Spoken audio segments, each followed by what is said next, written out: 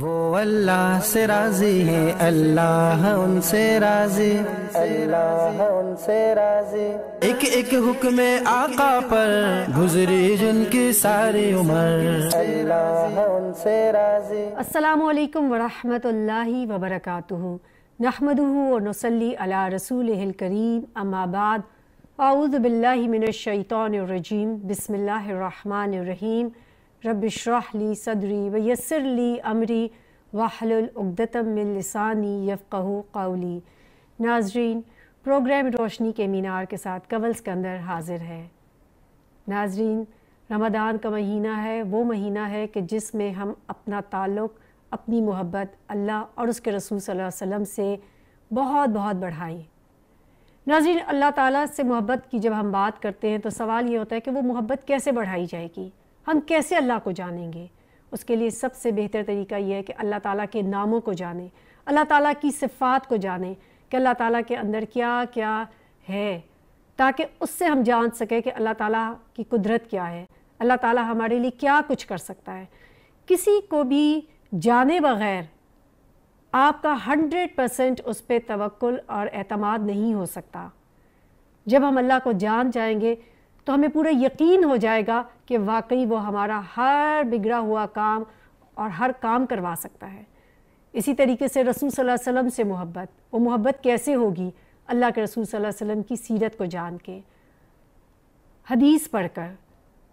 ہم اللہ کے رسول صلی اللہ علیہ وسلم کو مانتے ہیں، محبت بھی کرتے ہیں، اس کا دعویٰ بھی کرتے ہیں، لیکن ہم نہیں جانتے کہ اللہ کے رسول صلی اللہ علیہ وسلم کیسی زندگی گزارتے تھے، ان کی عبادات کیسی تھی، ان کے معاملات کیسے تھے، ان کے لوگوں کے ساتھ تعلقات کیسے تھے، اور اسی کی وجہ سے ہمارا اسلام کمزور پڑ جاتا ہے۔ رمضان کا مہینہ ہے، کیوں نہ ہم نیت کریں کہ ہم واقعی اپنی زندگی کو ان کاموں میں بھی لگائیں گے، ہم اللہ کے بارے میں جانیں گے، اس کی کتاب کو جانیں گے اور اس کے رسول صلی اللہ علیہ وسلم کو اور اس کی سیرت کو جانیں گے۔ ناظرین، جب ہم محبتوں کی بات کرتے ہیں تو صحابہ میں بہت ساری ایسی مثالیں ملتی ہیں کہ جنہوں نے اپنی پوری زندگی اللہ اور اس کے رسول سے محبت کی اور اس کے لیے بہت بہت تکلیفیں اور مصائب اٹھائیں۔ انہی میں ایک نام ہے خباب بن ارت۔ آج انہی صحابی کی زندگی کے بارے میں ہم جانیں گے۔ ناظرین، قریش مکہ کی ایک عورت تھی، انمار، مکہ معظمہ میں غلاموں کی منڈی میں گئیں ایک غلام خریدنے کے لیے۔ ان کو ایک ایسا غلام چاہیے تھا کہ جو ان کے گھر کے کام کاج بھی کر دے اور اس کو وہ کاروبار سکھا دیں جس کی وجہ سے وہ ان کے لیے مال بھی کما کر لائے۔ وہ جب غلاموں کی منڈی میں گئی تو ہر غلام کو غور سے دیکھتی تھی۔ وہ چاہتی تھی کہ ایک نابالغ بچہ یا کوئی چھوٹا غلام لے کر آئیں جس کو سکھانے میں آسانی ہو۔ ان کو ایک بچہ بہت پسند آیا اور انہوں نے اس کو خرید لیا۔ پوچھا کہ تمہارا نام کیا ہے؟ تو کہنے لگے میرا نام خباب ہے۔ پوچھا تم کہاں سے ہو؟ تو بچے نے بتایا کہ میں نجد سے ہوں۔ پھر اس سے پوچھا کہ تم یہاں پر کیسے آئے ہو؟ اس سے بتایا کہ کس طریقے سے اس کے محلے میں ایک عرب قبیلے نے لوٹ مار شروع کر دی۔ انہوں نے ان کے سامان کو لوٹ لیا، بچوں کو اغوا کر لیا اور غلاموں کی منڈی میں بیچ دیا، اور کس طریقے سے عورتوں کو اغوا کیا گیا۔ ناظرین، اس وقت مکہ میں اور عربوں میں یہی چیز پائی جاتی تھی کہ یہ حالت تھی ان کی اسلام لانے سے پہلے۔ اس طریقے سے لوگ منڈیوں میں بیچے جاتے تھے جیسے آج ہم قربانی کے جانور خریدنے کے لیے منڈی جاتے ہیں۔ اور اللہ کے رسول صلی اللہ علیہ وسلم جب وہاں آئے تو یہ سب کچھ بدل گیا۔ وہ معاشرہ جو ایک بہت ہی ابتر زندگی گزارا تھا، وہ تمام دنیا میں سب سے بڑے لیڈرز بن گئے۔ ناظرین، یہ بچہ عربی نسل سے تھا۔ انمار نے اس بچے کو اپنے گھر لے کر گئیں اور اس کو ایک مشہور کاریگر کو دے دیا جو ان کو تلوار بنانا سکھاتا تھا۔ بہت ہی تھوڑے عرصے میں انہوں نے تلوار بنانے میں مہارت حاصل کر لی۔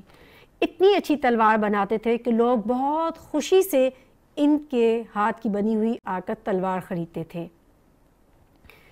تلوار بنانے کے علاوہ یہ بچہ جو تھا خباب بن ارت جن کا نام تھا، بہت ہی خوش مزاج، خوش اخلاق اور بہت ہی خوبصورت بچے تھے، بہت زیادہ نرم خو تھے، بہت ہی شریک گفتگو کرتے تھے، ناظرین، حضرت خباب نوعمری کے باوجود بہت زیادہ معاملہ فہم، دانشور، جب وہ اپنے کام سے فارغ ہوتے تو عرب معاشرے کے اوپر غور و فکر کرتے تھے۔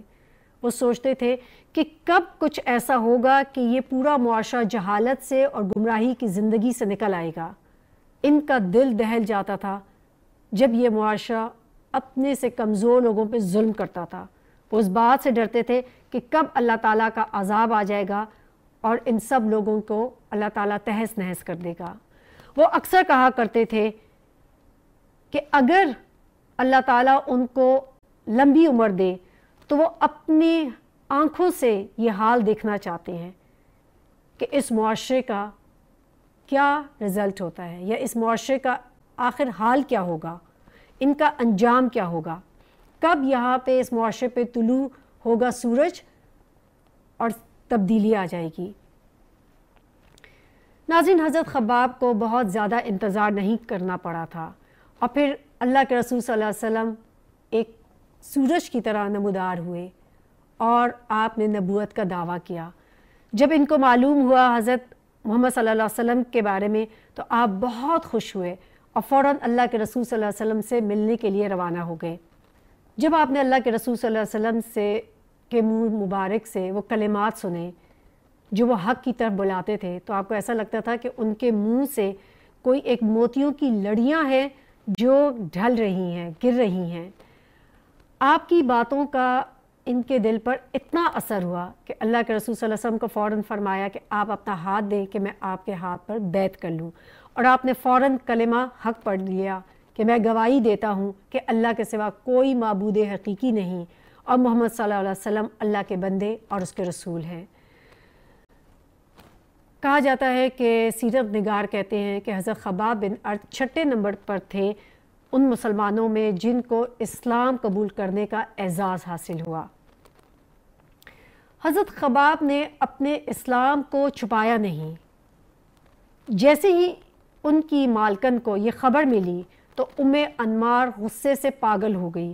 اس نے اپنے بھائی سبا بن عبد العزیٰ کو اپنے ساتھ لیا اور دونوں مل کر ان کے پاس آئے۔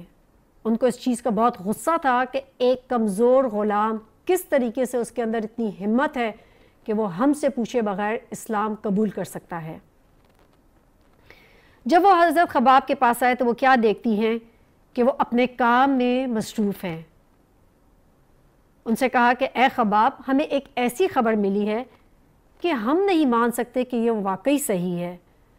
حضرت خباب نے پوچھا وہ کون سی خبر؟ تو کہنے لگی یہ خبر مشہور ہے کہ تم بے دین ہو گئے ہو اور تم نے بنو ہاشم کے لڑکے کی پیروی کرنی شروع کر دی ہے۔ حضرت خباب نے یہ بات سن کر بہت ہی نرم لہجے میں کہا میں بے دین نہیں ہوا بلکہ میں ایک اللہ پر ایمان لے آیا ہوں۔ میں نے تمہارے وہ تمام گونگے بہرے بتوں کو چھوڑ دیا ہے اور میں نے اقرار کر لیا ہے کہ میں اللہ کے رسول صلی اللہ علیہ وسلم اللہ کے رسول ہیں، ان کے بندے ہیں۔ اور یہ کلمات سننے ہی تھے کہ دونوں بہن اور بھائی پاگل ہو گئے، اور انہوں نے حضرت خباب بن ارت کا کیا حال کیا اس کو ہم سنتے ہیں ایک بریک کے بعد۔ السلام علیکم ورحمۃ اللہ وبرکاتہ۔ وہ اللہ سے راضی ہے، اللہ ان سے راضی، اللہ ان سے راضی۔ ایک ایک حکم آقا پر گزری جن کی ساری عمر، اللہ ان سے راضی۔ وہ اللہ سے راضی ہے، اللہ ان سے راضی، اللہ ان سے راضی۔ ایک ایک حکم آقا پر گزری جن کی ساری عمر، اللہ ان سے راضی۔ السلام علیکم ورحمۃ اللہ وبرکاتہ۔ ویلکم بیک ناظرین، بریک پر جانے سے پہلے ہم بات کر رہے تھے کہ جب حضرت خباب بن ارت کے ایمان کے بارے میں ان کی مالکن کو انمار کو اور اس کے بھائی کو معلوم ہوا تو انہوں نے آ کر ان کا کیا حال کیا۔ کہتے ہیں کہ حضرت خباب کے منہ سے جیسے ہی اللہ کے رسول صلی اللہ علیہ وسلم کے بارے میں کلمات نکلے کہ وہ ان پر ایمان لے آئے ہیں تو دونوں بہن بھائی ان پر ٹوٹ پڑے۔ اس طریقے سے ان کی گھونسوں اور جوتوں اور سلاخوں سے اور ہتھوڑوں سے ان کو مارا کہ وہ بے ہوش ہو گئے۔ سیرت نگار کہتے ہیں کہ ان کے جسم کے ہر حصے سے خون کے فوارے نکل رہے تھے۔ حضرت خباب اور انمار ناظرین، حضرت خباب اور انمار کے درمیان یہ جو بھی معاملہ ہوا اور کس طریقے سے انہوں نے حضرت خباب کو مارا پیٹا، یہ بات پورے مکہ میں جنگل کی آگ کی طرح پھیل گئی۔ سب لوگ اس بات کے بارے میں بات کرنے لگے کہ رسول صلی اللہ علیہ وسلم کے اتباع ایک غلام کر رہے اور اتنی دلیری سے، اور پھر لوگوں کو اپنے اسلام کے بارے میں بتا رہے، اس کی اتنی جرت ہو گئی ہے۔ قریش کے بوڑھے سردار ان کی جرت کے اوپر بہت حیران تھے، اور وہ پریشان تھے کہ اگر اس طرح مسلمان بڑھتے رہے اور ان کے اندر یہ طاقت آ گئی تو اس سے تو کتنا نقصان ہو جائے گا ہم سب لوگوں کا، اور ہمارے بتوں کو جن کو وہ برا بھلا کہتا ہے، اور ہمارے آباء و اجداد کے دین کو جن کو وہ کہتا ہے کہ وہ سب بے دین تھے۔ یہ سب سوالات ان کے ذہن میں گردش کر رہے تھے، اور انہوں نے مل کر ایک یہ پروگرام بنایا کہ اب ہر صورت ان تمام مسلمانوں کو اور غلاموں کو اور کمزور لوگوں کو روکا جائے گا، ان کو ایسی سزا دی جائے گی کہ وہ بہت دفعہ سوچیں گے ایمان لانے سے پہلے یا اپنے ایمان کا اظہار کرنے سے پہلے۔ ناظرین، جب انہوں نے یہ سب لوگوں نے مل کے فیصلہ کیا کہ کون سے ایسے طریقے اختیار کیے جائیں کہ یا تو لوگوں کو جو ایمان لانے والے ہیں ان کو مار دیا جائے، یا پھر ان کو مجبور کر دیا جائے کہ وہ اپنے پرانی دین پر آ جائیں، اس فیصلے کی روح سے سبا بن عزہ جو انمار کا بھائی تھا، اس نے کہا کہ میرے حصے میں خباب بن ارت ہیں، میں ان سے بدلہ لوں گا۔ کہتے ہیں کہ جب دوپہر کے وقت گرمی بالکل عروج پہ ہوتی تھی تو وہ حضرت خباب کو مکہ کے قریب چٹیل پتھریلے میدان میں لے جاتے اور ان کے کپڑے اتار دیتے، ان کو لوہے کی ذرہ پہنائی جاتی تھی، ان پر پینے کا پانی بند کر دیا جاتا۔ جب پیاس اور تکلیف سے وہ نڈھال ہو جاتے تو یہ قریب آتے اور پوچھتے کہ اب حضرت محمد صلی اللہ علیہ وسلم کے متعلق تمہاری کیا رائے ہے؟ تو آپ رضی اللہ عنہ فرماتے تھے وہ اللہ کے بندے ہیں اور اس کے رسول ہیں، ہمارے پاس ہدایت و صداقت کا دین لے کر آئے ہیں تاکہ ہم تاریکیوں سے نور کی طرف آ جائیں۔ یہ سن کر وہ غصے سے پاگل ہو جاتے اور پھر دوبارہ سے حضرت خباب کو بے تحاشا مارتے پیٹتے، اتنا مارتے کہ مار مار کر تھک جاتے، اور پھر وہ پوچھتے کہ ہمارے بتوں لات اور عزہ کے بارے میں تمہارا کیا خیال ہے؟ تو وہ کہتے یہ دونوں گونگے بہرے بت ہیں، نہ کسی کو کوئی نفع دے سکتے ہیں اور نہ کسی کو کوئی نقصان۔ یہ سن کر ہی آپے سے باہر ہو جاتا، پھر اس کے بعد گرم پتھر اٹھا کر حضرت خباب کے اوپر لاد دیا جاتا، آپ کی پیٹھ کے ساتھ اس گرم پتھر کو لگایا جاتا۔ پتھروں میں اتنی زیادہ گرمائش ہوتی تھی کہ ان کی گرمی سے حضرت خباب کی چربی ایسے پگھلنے لگتی تھی۔ ناظرین، انمار بہت ہی ایک سخت اور پتھر دل انسان تھی۔ ناظرین، ان تمام ظلم و ستم کے بعد بھی اس کے دل میں کوئی رائی برابر بھی کوئی رحم نہیں آتا تھا۔ ایک دن اس نے حضرت خباب کو دیکھا کہ وہ اللہ کے رسول صلی اللہ علیہ وسلم سے بات کر رہے ہیں، بہت غصے سے پاگل ہو گئی۔ اس کے بعد اس نے اپنا یہ معمول بنا لیا تھا کہ ہر دوسرے تیسرے روز وہ حضرت خباب کے پاس آتی اور لوہے کی بھٹی سے ایک گرم سلاخ نکالتی اور اس سے حضرت خباب بن ارت کے سر کو وہ داغ دیتی تھی۔ حضرت خباب سخت تکلیف سے بے ہوش ہو جاتے تھے اور آپ کی زبان سے انمار اور اس کے بھائی کے بارے میں بد دعا نکلتی تھی۔ ناظرین، جب اللہ کے رسول صلی اللہ علیہ وسلم نے صحابہ کرام کو حکم دیا کہ اب وہ مدینہ کی طرف ہجرت کر جائیں اور اجازت دی گئی تو سب لوگ ہجرت کے لیے تیار ہو گئے اور حضرت خباب بھی تیار ہو گئے، لیکن وہ اس وقت تک مکہ ہجرت کر کے نہیں گئے اور نہ وہ جانا چاہتے تھے جب تک کہ اللہ تعالیٰ انمار کے خلاف جو بد دعا انہوں نے دی تھی اسے اللہ قبول نہ کر لے۔ ناظرین، اس پر رک کر ہم یہ سوچتے ہیں کہ کیا ظلم کا کوئی بدلہ نہیں ہے؟ کیا اس کی کوئی جزا نہیں ملے گی؟ اللہ تعالیٰ قرآن میں سورہ آل عمران کی آیت نمبر 86 میں فرماتے ہیں اللہ ظالموں کو ہدایت نہیں دیتا۔ آپ دیکھیں، اسی لیے انمار کو ہدایت نہیں ملی تھی۔ کیوں؟ کیونکہ وہ اتنی بری طرح ظلم کرتے تھے۔ اس کے علاوہ بھی آپ دیکھیں کہ مکہ میں جو بڑے سردار تھے جو ظلم کرتے تھے صحابہ پہ، ان کو اللہ تعالیٰ نے ہدایت نہیں دی۔ اسی طریقے سے اللہ تعالیٰ سورۃ شورا میں آیت نمبر 45 میں فرماتے ہیں خبردار رہو، بے شک ظالم دائمی عذاب میں ہوں گے۔ اللہ کے رسول صلی اللہ علیہ وسلم نے ظلم کے بارے میں بخاری کی حدیث 2447 میں فرمایا کہ ظلم قیامت کے روز اندھیروں کی صورت میں ہوگا۔ اللہ کے رسول صلی اللہ علیہ وسلم نے یہ بھی فرمایا کہ اپنے بھائی کی مدد کرو، چاہے وہ ظالم ہو یا مظلوم۔ صحابہ نے پوچھا یا رسول اللہ ہم مظلوم کی مدد تو کر سکتے ہیں، ہم ظالم کی کیسی مدد کریں؟ تو اللہ کے رسول صلی اللہ علیہ وسلم نے فرمایا کہ ظلم سے اس کا ہاتھ پکڑ کر، یعنی ظالم کو اس کے ظلم سے روک کر ہم اس کی مدد کر سکتے ہیں۔ اللہ کے رسول صلی اللہ علیہ وسلم نے یہ بھی فرمایا، بخاری کی حدیث ہے کہ مظلوم کی بددعا سے ڈرتے رہنا کہ بے شک اس کے اور اللہ کے درمیان کوئی پردہ نہیں ہوتا۔ ناظرین، اللہ کے رسول صلی اللہ علیہ وسلم کی ہر بات حق تھی اور وہ سچی تھی، اور یہی ہوا۔ انمار کو ایسی کوئی بیماری ہوگی کہ اس کے سر میں ایسا درد اٹھا جیسا درد پہلے کبھی سننے میں نہیں آیا تھا۔ وہ شدت سے تڑپتی رہتی تھی اور اس طرح کی آواز نکالتی تھی، کہتے ہیں کہ جیسے کتا بھونکتا ہے۔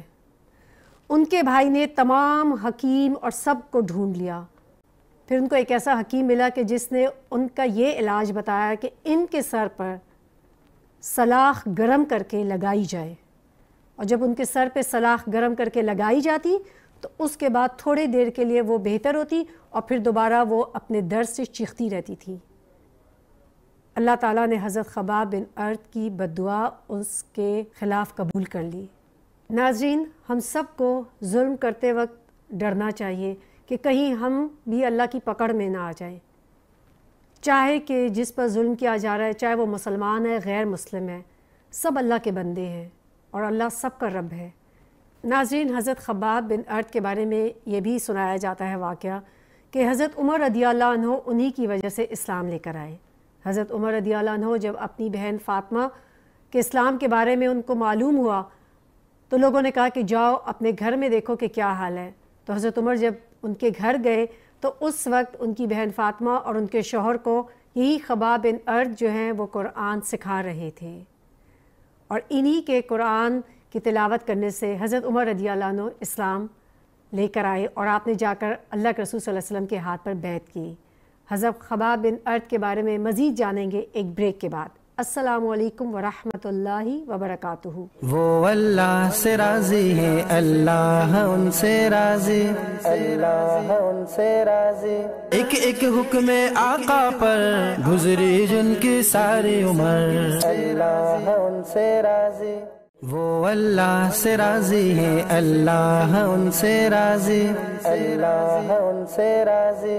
ایک ایک حکم آقا پر گزری جن کی ساری عمر، اللہ ان سے راضی۔ السلام علیکم ورحمۃ اللہ وبرکاتہ۔ ویلکم بیک ناظرین، بریک پر جانے سے پہلے ہم نے حضرت خباب بن ارت کے بارے میں جانا، کس طریقے سے کہ جیسا انسان کرتا ہے ویسا ہی بھرتا ہے، جیسا عمل ہوتا ہے ویسی ہی جزا ہوتی ہے، جیسا ظلم تھا اس کی اتنی ہی سزا اس کو بھی ملی۔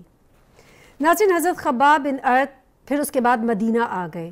مدینہ آ کر آپ بہت خوش تھے، اللہ کے رسول صلی اللہ علیہ وسلم کے ساتھ وقت گزارتے تھے، آپ کی آنکھیں ٹھنڈی ہوتی تھیں اللہ کے رسول صلی اللہ علیہ وسلم کو دیکھ کر۔ اللہ کے رسول صلی اللہ علیہ وسلم کے ساتھ آپ بدر کی جنگ میں بھی شریک ہوئے تھے۔ آپ صلی اللہ علیہ وسلم کے جھنڈے کے تلے آپ نے لڑائی کی اور اپنے لڑائی کے تمام جواہر جو ہیں وہ دکھائے۔ غزوہ احد میں بھی اللہ کے رسول صلی اللہ علیہ وسلم کے ساتھ آپ شریک ہوئے تھے۔ غزوہ احد میں یہ وہی جنگ تھی جس میں جب انمار کا بھائی جو تھا سبا بن عبد العزیٰ، جب اس کو مارا گیا تو حضرت خباب بن ارت کی اللہ تعالیٰ نے آنکھیں ٹھنڈی کر دیں کہ کس طریقے سے اس ظالم سے اللہ نے بدلہ لے لیا۔ اللہ تعالیٰ نے حضرت خباب بن ارت کو بہت لمبی زندگی دی کہ انہوں نے تمام چاروں خلفاء کا وقت دیکھا، ہر دور میں ان کو بہت عزت دی جاتی تھی، ان کی قدر کی جاتی تھی۔ ایک روز حضرت عمر رضی اللہ عنہ کے پاس وہ تشریف لائے تو حضرت عمر رضی اللہ عنہ اپنے مسند پہ بیٹھے ہوئے تھے۔ آپ نے حضرت خباب سے کہا کہ کیوں نہ آپ ہمیں بتائیں کہ آپ کا مکہ میں کس طرح وقت گزرا، کس طریقے سے آپ پر ظلم کیا جاتا تھا۔ پہلے تو آپ ہچکچائے اور آپ نہیں بتانا چاہتے تھے۔ جب حضرت عمر رضی اللہ عنہ نے بہت زور دیا تو انہوں نے کیا کیا کہ اپنی چادر اپنی کمر سے ہٹائی، اور حضرت عمر نے دیکھا کہ ان کے جسم پر زخموں کے کس طریقے سے نشان پورے پڑے ہوئے تھے اور کتنے گہرے زخم تھے۔ حضرت عمر رضی اللہ عنہ نے پوچھا کہ زخم آپ کو کیسے ہوئے؟ تو آپ نے بتایا کہ مشرکین لوہے کی چادر گرم کر کے وہ انگارہ جب بن جاتی تو میرے کپڑے اتار کر مجھے پیٹھ کے بل اس پر گھسیٹتے، جس سے میرے بدن کا گوشت پیٹھ کی ہڈیوں سے الگ ہو جاتا، آگ، خون اور پانی جو ہے وہ سب ایک ہو جاتا، اتنی مجھے تکلیف ہوتی تھی۔ ناظرین، آج میں، آپ، ہم سب ایک پیدائشی مسلمان ہیں۔ ہمارے لیے دین پر عمل کرنا بہت آسان ہے۔ ہمارے اوپر کوئی ایسی ایک آزمائش نہیں ہے کہ جس میں ہمیں ان تکلیفوں سے گزرنا پڑے، اور اللہ تعالیٰ کبھی ایسی آزمائش لائے بھی نہ کہ ہمیں اپنے دین کے لیے کوئی ایسی تکلیف آئے جس کی وجہ سے ہمارا دین کمزور پڑ جائے، کیونکہ ہمارا آج وہ والا تو ایمان ہے ہی نہیں جو صحابہ کا ایمان تھا۔ اللہ تعالیٰ کا بہت احسان ہے کہ اللہ تعالیٰ نے ہمیں ایک ایسے ماحول میں رکھا ہوا ہے جس میں ہمارے لیے دین پر عمل کرنا بہت آسان ہے۔ ہمیں اللہ تعالیٰ نے اپنی پسندیدہ امت میں سے بنایا، اپنا پسندیدہ رسول صلی اللہ علیہ وسلم کی امت سے بنایا، اپنی پسندیدہ کتاب کے پڑھنے والوں میں سے بنایا۔ اللہ تعالیٰ نے ہمیں ایک مسلمان ملک عطا فرمایا ہے۔ ہم سب کو ان تمام نعمتوں کی قدر کرنی ہے، اللہ کا شکر ادا کرنا ہے، کیونکہ یہ تمام، جب ہم آپ سے کہانیاں یا یہ تمام زندگی شیئر کرتے ہیں صحابہ کی، تو اس کا مقصد یہ ہے کہ ہم اس میں دیکھیں کہ ہم کیا کر رہے ہیں، آج کس طریقے سے ہم دین کے حمایتی اور دین کی مدد کر رہے ہیں۔ ناظرین، شکر گزاری سے نعمتیں بحال رہتی ہیں اور ناشکری سے نعمتیں چلی جاتی ہیں۔ اللہ کے رسول صلی اللہ علیہ وسلم نے اپنے صحابی معاذ بن جبل سے فرمایا کہ اے معاذ، میں تم سے محبت کرتا ہوں۔ حضرت معاذ رضی اللہ عنہ نے فرمایا کہ اللہ کے رسول، میں بھی آپ سے محبت فرماتا ہوں۔ تو آپ نے فرمایا کہ معاذ، یہ دعا پڑھا کرو، اور پھر آپ نے وہ دعا ان کو بتائی، ربی اعنی علی ذکرک و شکرک و حسن عبادتک، جس کا معنی یہ ہے کہ اے اللہ، تو میری مدد فرما کہ میں تیرا شکر ادا کروں اور میں تیری بہترین طریقے سے عبادت کر سکوں۔ حضرت خباب کے بارے میں فرمایا جاتا ہے کہ آپ اپنی آخری زندگی میں بہت زیادہ مالدار ہو گئے تھے، اتنے سونے اور چاندی کے مالک بن گئے تھے کہ ان کو کبھی اس بات کا وہم و گمان بھی نہیں تھا، لیکن انہوں نے اللہ کے راہ میں مال خرچ کرنے کا بہت ہی ایک زبردست طریقہ ڈھونڈ لیا۔ انہوں نے کیا کیا کہ اپنے گھر میں ایک ایسا کونا بنا دیا کہ جس میں وہ اپنا مال کھلا رکھتے تھے، تاکہ کسی بھی غریب کو اگر ضرورت ہے تو وہ آ کر اپنی مرضی سے جتنا اس کو چاہیے وہ مال لے جا سکے۔